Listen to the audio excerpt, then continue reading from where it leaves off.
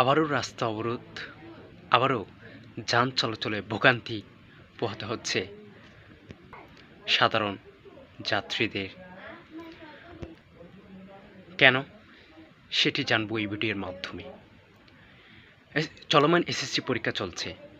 শিক্ষামন্ত্রী, চট্টগ্রাম শিক্ষা বোর্ডে এবং সাথে কক্সবাজার জেলা, রাঙ্গামাটি জেলা অর্থাৎ চট্টগ্রাম শিক্ষা বোর্ডের আওতাধীন যে জেলাগুলো রয়েছে সেগুলোর পরীক্ষা স্থগিত করেছে।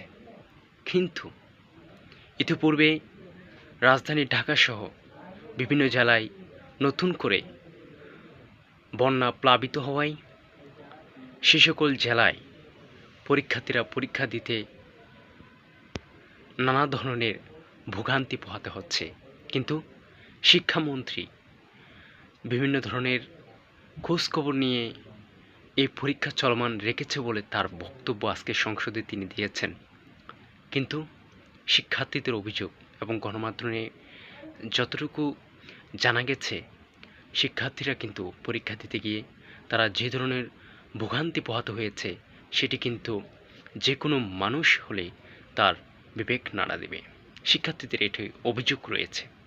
কিন্তু তার মধ্যে ফিজিক্স পরীক্ষায় ভুল প্রশ্ন এবং প্রশ্নের মধ্যেই নানা রকমের অসঙ্গতি নিয়ে শিক্ষার্থীরা কিন্তু শিক্ষামন্ত্রী পদ থেকে নেমেছে রাস্তায়। এমনকি সংসদ ভবনেও তারা শিক্ষামন্ত্রীর পদের দাবিতে তারা আন্দোলন করছে। সেটি থেকে পুলিশের সেখান থেকে ধাওয়া পাল্টা দেওয়া শুরু হয়। সেখান থেকে শিক্ষার্থীরা সারা দেশে এখন আন্দোলন ছড়িয়ে পড়েছে বলা চলে এক ধরনের। এখন অনেক জেলাতে শিক্ষার্থীরা আন্দোলন করছে শিক্ষামন্ত্রী পদ থেকে দাবিতে। এক দফা দাবিতে তারা আন্দোলন করছে।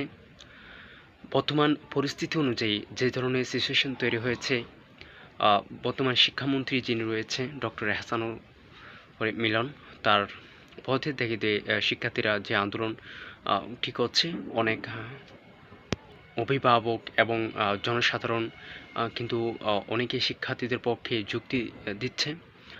বলা হচ্ছে যে